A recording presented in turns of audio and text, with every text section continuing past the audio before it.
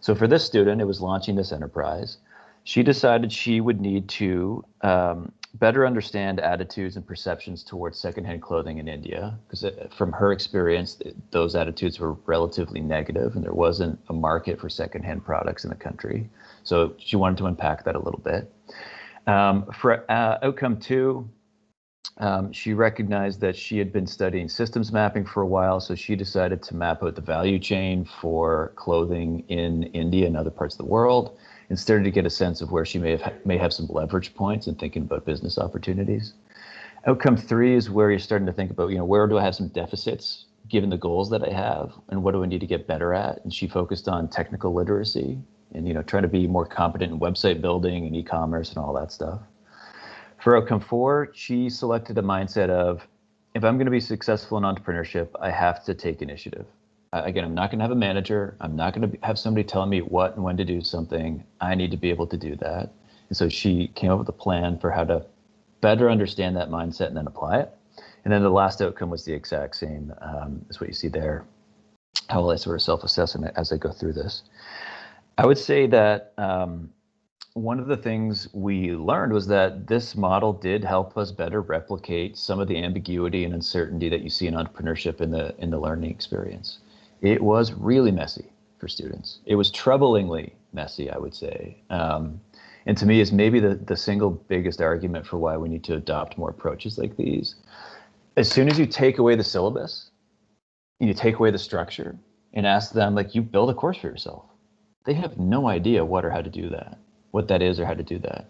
And so the first month, especially, getting through the proposal and getting into some of the work, because it's all self-directed with myself as less a teacher and more of a coach and a mentor, it's really, really messy.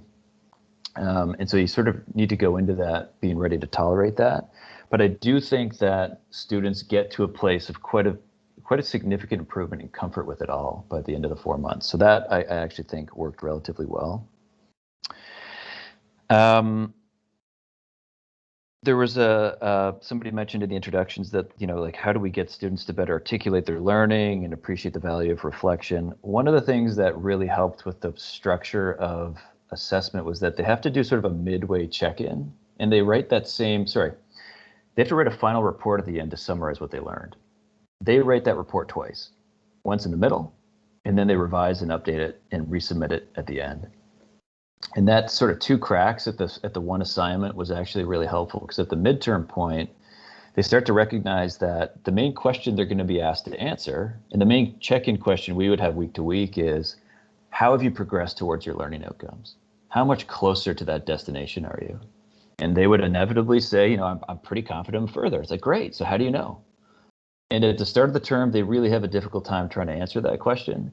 When it comes to the midterm report, where they have to draft their first summary of demonstrating how they did this, they recognize, I probably don't have enough evidence. I probably can't actually properly articulate how far I've gotten. So you can offer that, again, that formative feedback at the midpoint, and let them know, if you submit this at the end, this is the grade you're going to get. You have lots of time to sort of patch things up and start to gather more evidence by the end, and the grade would come at the final report there. Wayne and I tried to do pass-fail. That's hard to do. It takes a multi-year process to get that through approvals. So instead, we use spec-based grading, and I would say that also worked relatively well. We essentially wanted to de-risk the exercise for students because it was so new to them. It felt personally risky to sort of take control of all this stuff. So with the spec-based grading, we basically said the course isn't pass-fail, but there's a set of tasks that you have to complete. You can choose how often you want to reflect. If you want an 80 to a 90, you have to be reflecting at this rate, writing at this level. And if a 60 to 70, you'd be writing at a different level. So you give them a little bit of control.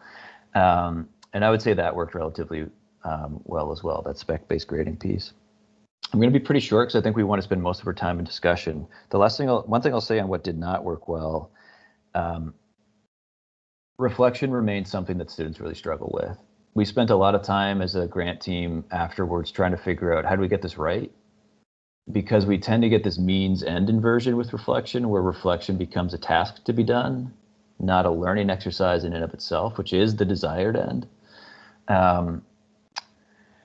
Wayne's done some interesting stuff he'll tell you about in terms of how to make it more meaningful for students. I think that's really interesting. We talked about maybe peer-based stuff, but there's room for improvement on our side in terms of trying to figure out how to get that reflective practice to a point where it's actually meaningful and not just an activity that needs to be completed. And then the last thing, again, because of some of the comments in the introductions, this will work for courses, individual courses. I think it works best at a program level. Because I would say the other piece that I recognized afterwards is that students don't even know what a learning outcome is.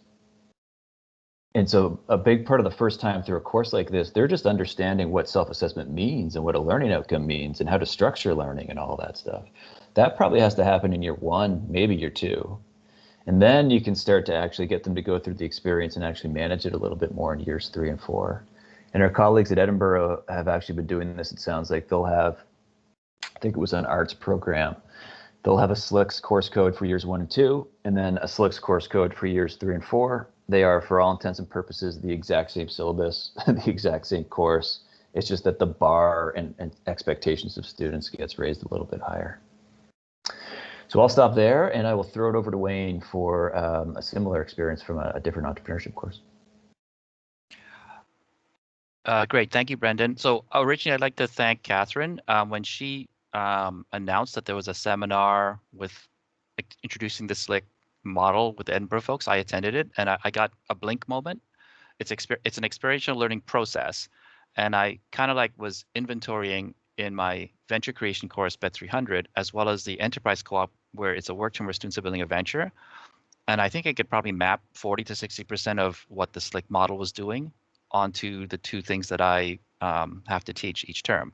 So what we did was, I'll follow up to segue to Katie, but what we did was a couple of weeks ago, we presented at a conference, an entrepreneurship business conference, for just the venture course, BET 300. So these are the slides here. And so Catherine gave the preamble for all this, but the third highlighted yellow is that it's a 3rd-year course. It's been redesigned because I've taught the course every term pretty much for like the last 8 years here at Conrad. So I have a good idea of what the baseline course is. So for those instructors who have a course that you have a legacy course and you have like a reference of what you want to change. If it's a brand new course, I'm open to hearing ideas of how that works. And Brendan's idea, in his course, it was a new course as well. So the course tested the SLICC model in the winter term of this year, and then it was iterated again in the spring term, and it's running again this fall. So basically, I've adopted it into my BET 300 venture creation course. Next slide, please, Catherine. And Catherine gave the Edinburgh model on the left. I superimposed on the right the breakdown piece of like the research of the proposal part. The course really has about a 4-week run. So the first month of the course where they're researching their problem space. They're building a venture with a solution that solves a problem. But we roll them back into like really do a good methodology in understanding your problem space. So we partner with the activities at the Problem Lab to do this piece. The other core piece of the course is ecosystem networking. They're young entrepreneurs. They have to talk about their venture idea. They have to meet people, interdisciplinary, transdisciplinary, or just get feedback from a different broader spectrum. And a third part of the course is we have a business model that they have to generate in the form of what's called a canvas, which is a 9-component model. So with these 3 pieces, then the students then select the subject particular area of expertise for their venture that makes sense, and then the SLICC runs autonomously. So in Katie's case, she's dealing with like building a therapy system for long-term care elders. The students in the course have a whole broad spectrum of different venture ideas. So they're all not in a box doing the same things. So it's not a flat course where they get all concepts every week the same. They have to contextualize it individually for the venture idea that they're building. Okay, next slide. And at the end of the winter term, the students were surveyed and interviewed through the Work Integrated Learning Institute through Brittany. And some quick things. Students said it was flexible and ability to solidify their learning. The word solidify was kind of interesting because it really means they just dig deeper and it's more foundational to the context of the concepts that they actually were researching on their own. The other one, in quotes, was more room to experiment. On the Kolb like experiential learning model, we want them to do active experimentation. They have to deal with, as Brendan said, uncertainty, volatility. So the experimentation is kind of a big part. And students do that ongoing in the term. applying to pitch competitions, talking to advisors, myself, and alumni as well. The third one is one student said that it aided their learning process in general. Next slide. So I'm just going to reference SOTL, Scholarship of Teaching and Learning. I'll put the E at the end. Neck and Corbett reviewed entrepreneurship education space, and they put out a very large review paper in 2018.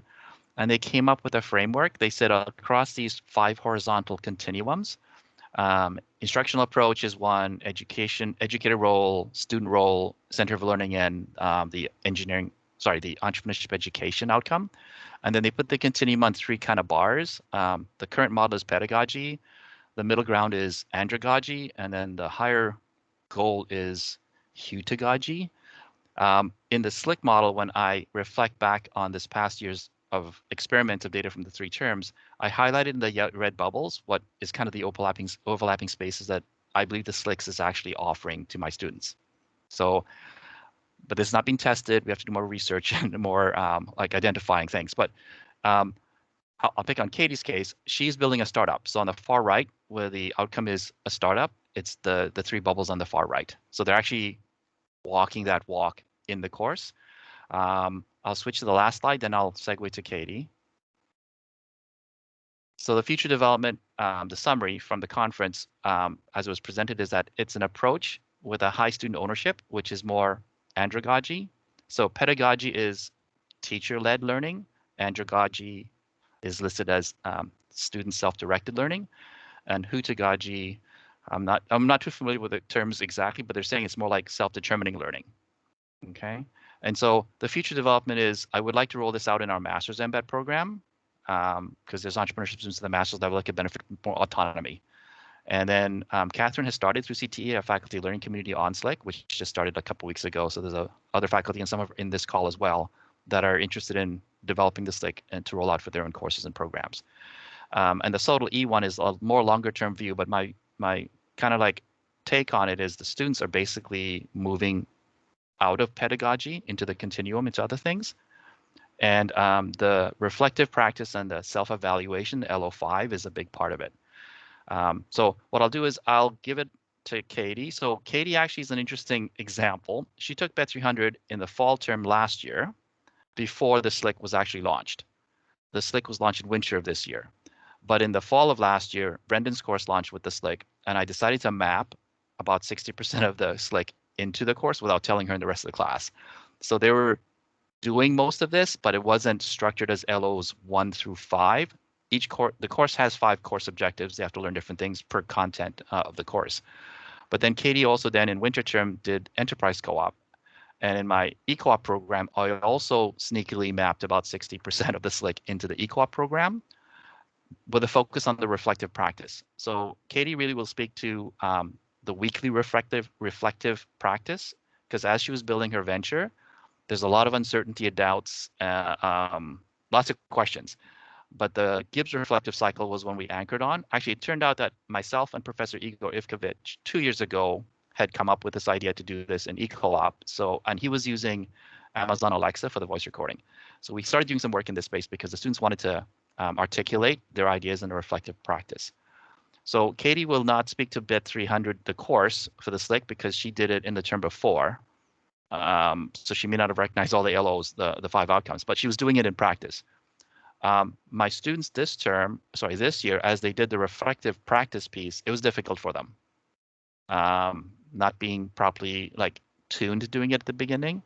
But every week they collect a lot of their learnings at the end of the week in what we have in Slack posts. They have a venture channel, and it's kind of like like a blog, but it's only visible to the other students in the class. It's in a Slack group that's private to just the students. So students can see everybody else's blogs every week in what's called a venture channel. Okay. So what I'd like to do is really segue to Katie to have her share her experiences on the reflective, the blog piece, the reflective cycles. And I decided to do that on audio. So every week on Monday, all the students would have to reflect on an experience they had the previous week following the 6 reflective steps of the reflective cycle. Okay. Awesome. Thanks so much, Wayne. And thanks so much for having me on this call today. So just for some context, my name's Katie Aubrey, and I'm in my 4th year of recreational therapy with a minor in gerontology at the University of Waterloo. So I was a part of the Enterprise Co-op program this past winter, 2021. And I know it was kind of briefly already highlighted, but this is where students would dedicate a full term towards building their own entrepreneurial startup, which is very self-directed. And we use the Gibbs reflective cycle on a weekly basis at the start of the week. And this tool really helped e-co-op students just develop a lot of structure throughout the co-op term, especially since this was very new for many of us, with me kind of just coming into the course with mainly just a foundational idea. So for some brief context, the Gibbs reflective cycle is a tool that helps entrepreneurs in the program just plan their timeline and goals while learning from their experiences on a weekly basis. So we would cover 6 stages, and we would highlight one reflective experience that happened within that week. So it would start off as just a description. So we would kind of describe the experience that we're highlighting, and then feelings, so our feelings throughout the experience. And then it'd be evaluation, so what went well and what didn't go so well throughout the experience. It could be either or. And then we would follow with an analysis, so reasonings behind why things went well or didn't go well, and then a conclusion, and then an action plan, which was the most important aspect because that would highlight the next steps and how you're gonna go about each week. So we had to submit these audio recordings every start to the week, and it would be a maximum of 5 minutes, and it would incorporate all these different phases. And there's something I found about audio recordings that was just so helpful. When you speak aloud, you really are able to retain information. And I found I was always really able to retain just like all of my goals within each week and everything I was always doing, as opposed to just writing my Gibbs reflective cycle. And yeah, I found this process was just very beneficial in improving my overall entrepreneurial mindset through the term.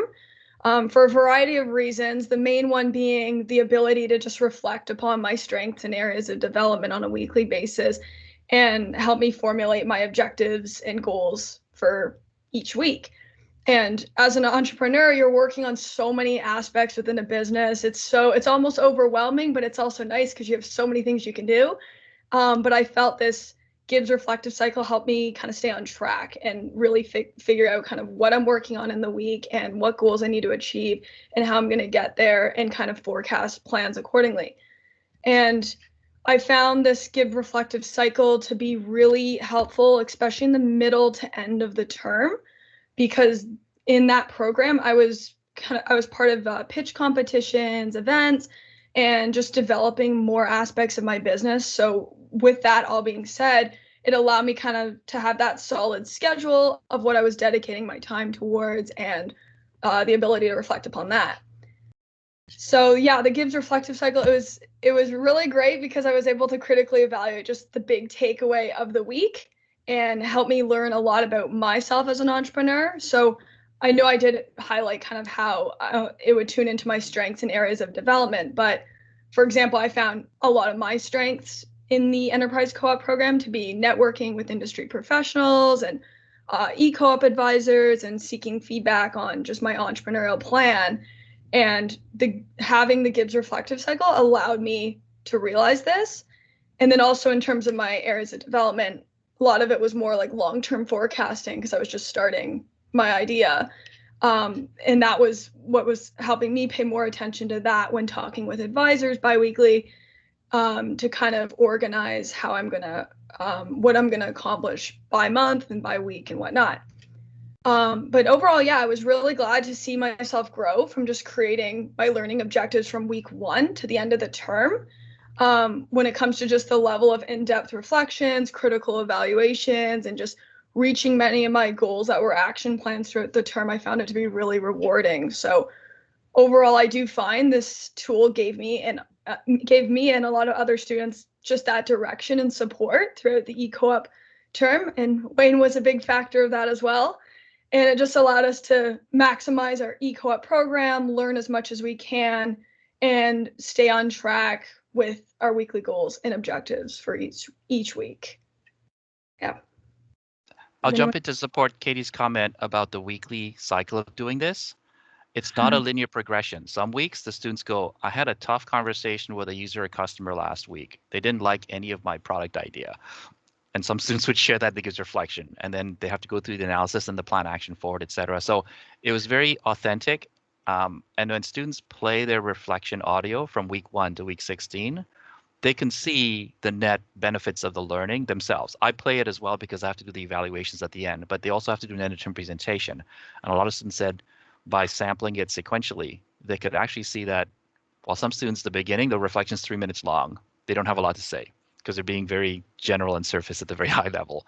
And then as the weeks chug along, they get more tuned on what they're supposed to be talking about. And some students said they would play last week's reflection before they set up to do the current one. So I think we didn't really develop a lot of this in my Better course for this year, but I'm planning on updating a few other things. And with feedback from people like Katie and other students who've done the reflection more formatively, Katie has been invited. She has actually spoken to the Better class on sharing like the benefits of this. So sometimes students hearing another student's voice of the learning from this is actually quite powerful as well.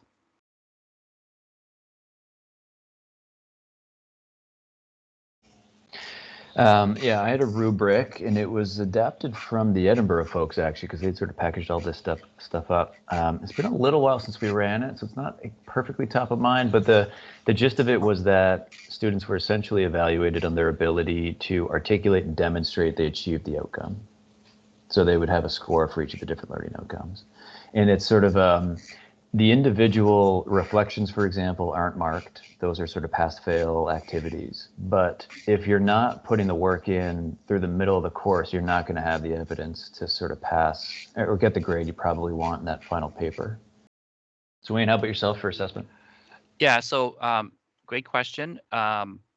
Because it's an entrepreneurship course and I have a lot of history of how to do the final evaluation, they have a large presentation at the end to do, which like is more of a summary of the course. But we use SLICC, and so the students actually post weekly every week. So formatively, I get a fingerprint every week of what they're learning as new things because they have to update that every week. I actually used the AACU, the American Association of Colleges and Universities rubric. It's a value rubric. They have like 15 of them on integrative thinking. Yeah, the highlighted ones, like it says reflection and self-assessment, I kind of anchored on like, are they along?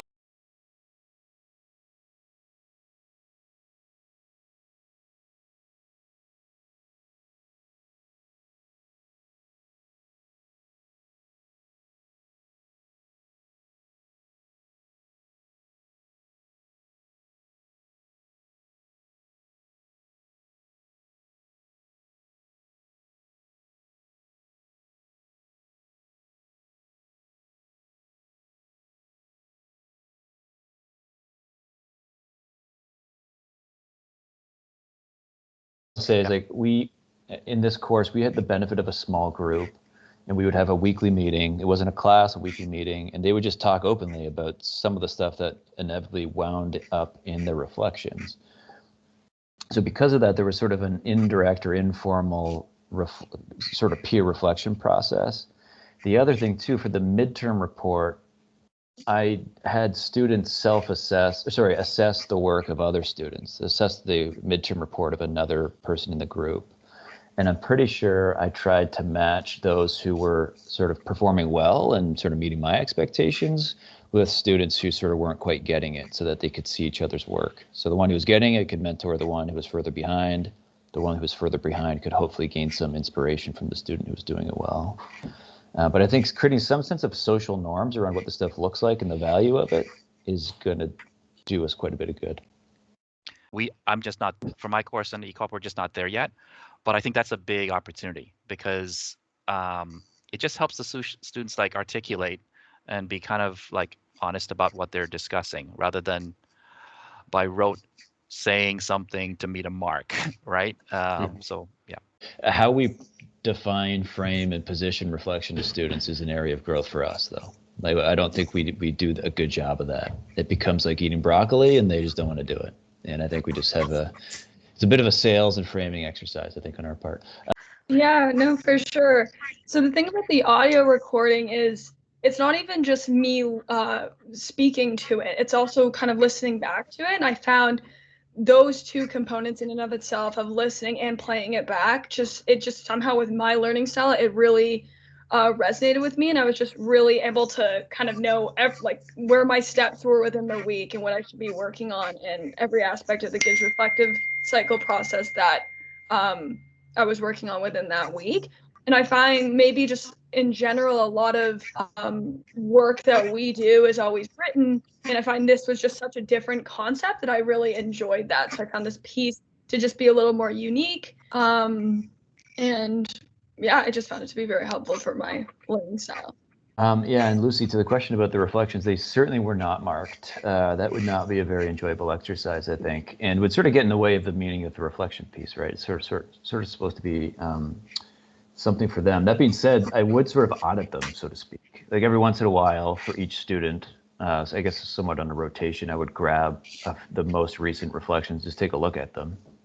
Not so I would assess them, but so that I could have a conversation with the student about essentially their approach so far in the course. And I think a part of this is like we talk about mindsets and the learning outcomes for the students. That's one of their jobs, is to sort of to define a mindset that they're going to try to adopt by way of their experience. Running a course like this is a very different mindset for us as instructors. We're not there to sort of, they're not an empty vessel for us to fill with knowledge. They are sort of there to trip and fall. And we are there to sort of help them understand why and help them get back up. And if they're not able to come to those conclusions, that's really our job, to help them put that stuff into frame. So looking at the reflections was not like, what grade would I give this? But it's more so, where is this student in terms of their abilities with reflective practice? And the Edinburgh folks use this metaphor for rungs of ladders in terms of reflective ability. Like, what rung are they on, and how do I get them to the next level? And actually, this is sort of the one piece we have not figured out as a group yet with these SLICCs is, for the most part with courses, we put students on a proficiency scale. Like, to what degree are they meeting a certain standard? I think with a course like this, it's less about proficiency and more about growth. And I don't yet have a good way to assess growth at scale for students. Like, if it's a very small course, 5 to 6, sure, I can spend the time to really get a sense of where they are and really get a sense of where they could get, and to give them a score that aligns with the movement they've made. I don't know, like Wayne, even for yourself at 25, I think that'd be pretty difficult. So that's a piece that I still haven't quite figured out yet. Yeah, I agree with Brendan. For me, with the students doing the weekly, I'd wait till Tuesday, then I block, listen to all of them. But crossing 30, 50, or 60 of those, it's a lot. But I agree. I think the students' benefit is, for the entrepreneurship piece, and Katie's an example of that, is that they actually have to speak to customers, business partners, team members, and even business advisors. And a lot of the reflective cycle gets them to be more honest with what they've learned and what they plan to do and what they've analyzed. And the big win is then they become better self-reflectors. I'll make an anecdotal comment. Most successful entrepreneurs, the billionaires versus the ones who run a small, medium family business, they know what they're good at and what they're not good at. They're self-reflectors, right? They're not abstract bots per se, without getting into a lot of the stereotypes, the weeds. But they know what they want to learn, what they are good at learning, etc. And I think that students, if they're exposed to this, so it's in that subtle E thing, is moving from pedagogy to andragogy, which is more self-directed learning. I think that's the big win for our students, because they become lifelong learners from that process. If I were to put Katie on the spot, if she's learned everything from this whole experience and she graduates and she wants to learn new things, she has a process, because she's gone through a cycle of doing that through the independent learning model, which I think our students would do great at. Our colleagues across the pond at Edinburgh, their advice with this is that the person who is, I guess, for all intents and purposes, the instructor, should not be from the same program or department as the student. And the reason for that is there would be a temptation to start to lecture or teach them about the exercise that they're doing. But that's not the point. The point is all that personal development and being more self-directed and the coaching and mentoring. So they cross-match on purpose so that there's not much opportunity for that. The implication of that, though, is that there is a pool of I guess they call them tutors, across the university who are willing to work together to support each other's students. And I don't think we're there yet, that's for sure.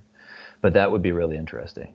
The other part too about the model, like Wayne's was a little different because Wayne, you had a whole course and then also this SLICC stuff. The course I ran was sort of just the self-directed piece. On the whole, it's probably less time, but it's really unevenly distributed. It's all bunched up at the front. It's all bunched up in the middle. It's bunched up at the end with a little bit of check-ins in between. So in like total number of teaching hours, it's probably close to the same, maybe a little bit of savings, but I don't know how to program that. It's almost like 3 block courses, actually. Like it's a block course at the start to get the proposal done. If I could have 2 weeks to work with the whole class to just get them through the proposal, then they've gone from no clarity on next steps to clarity at next steps. And then it's like a half block course for the midterm and then the final with really sort of modest check-ins in between. But yeah, there's sort of like, there's both program level stuff there, Maud, you're right, around how to get this in front of students early so that they're proficient by the end. And then there's more like whole community of practice stuff. How do we actually support this as a campus, less within individual programs? So it gets pretty complicated. I think when I first started teaching here, I took the CTE, the Monica Vesely workshop on who are our students, right? They're overachievers, they're program driven, they don't switch programs, all these other things. I think when I started teaching venture creation about 9 years ago, I really think those students, their baseline for learning is a certain level. But as a recent example like Katie's, I just think they're better adapted at finding more information. Internet, other sources, portals, free stuff, better Google searching, or better library resources to support them. I think the current type of students we see, we have to give them a little bit more independence on the research side rather than being more prescriptive, because I discovered that in the spring term when I just said you can do research a little bit more broadly on what topics you want to do. And the students are doing it at a very high level. Either they're motivated, but I think also because by behavior, they're digital natives first, Katie included. You can go online. The students 8-10 years ago was like, I'll go online, but maybe not 100% online. I just think the bar is moving because the students are just more digital natives now. They have access to more things. The peer reflecting of the peer discussions that I haven't figured it out. Brendan comments on this. This is a big win because students like talking to each other, social media. This is an opportunity where they can learn from peers. I don't have a good model of how that works. And if that could be pseudo successful, then we can scale, right? Like I'm overloaded if I have 30, 40 students that I have to do all the stuff as kind of like top of the pyramid. But I think if the students could support each other. Yeah. I think it also speaks, Wayne, to, that scaffolding throughout the program. Yes. Like if you're absolutely. waiting for this one course to achieve all of these goals, that's very, very messy. If we can spread it out over the 3 or 4 years or whatever that they're with us, I think that also would prepare them and also speak to the different levels of readiness that people are at. Yeah. That's a point I actually wanted to make was when I was initially writing the course outline, I was like, I know students don't like to reflect, so I'm going to make it less frequent to increase the likelihood they did it. Well, but then I was like, well, you know what? There's no lecture here. All I am asking them to do is spend time to reflect. And I was like, no, I'm going to go the other way. I'm going to ask them to do it more often. And give them some then self-direction because of the spec-based grading stuff. So I think I did it every 4 days. I asked them to post something to get maximum grades. But the repetition part's an interesting point. Yeah. And Catherine, I guess we've never asked our friends at Edinburgh what their ratio of students to tutor is. Because I just don't know, Mary, if I just can't see 100 students not having touch points getting much value out of this. Yeah. I think they got to have they have to have a relatively strong rapport with somebody. But I don't know for the Edinburgh folks what their ratio is. Yeah, it's odd that we haven't asked them that. I know that we looked at, they said the ratio was like 2 to 3 hours per student, I think is what they were saying. It took, but I don't know what the ratio of that is. It's very different if I'm spending 2 or 3 hours you know, and I've got 30 students or something, and Yeah. I've got 2 or 3 hours, and I've got 300 students. So Now, the one thing about it is that, like, because it's not a knowledge base, it's not, you don't need a high level of, the tutors don't need to have a high level of like sector expertise or domain knowledge. They just need to know how to coach people on reflective practice. So you can bring people up to a relatively high standard there pretty quickly, I think. So, like, I wonder if TAs, or I know graduate students have been mentioned as a possible approach to sort of get that touch point in the ratio to a better point. Yeah. I have to say that the work that I've done with our co-op students, and again, I'm dealing with a small group, they all have said, you know, the first 6 weeks, they're not getting it. They do it because they have to. But one of the things that I have them do is, particularly for their midterm evaluation, they have to go back to each of their reflections and see, you know, show me their growth and development and their evidence. And it's even then where they get the aha moment, like, oh, I totally forgot about that. Yeah, that was a real problem back then. And, you know, now it isn't. But, you know, I've even had a few interviews with students where they said, if I hadn't have kept track of it, I wouldn't have seen, you know, the progress.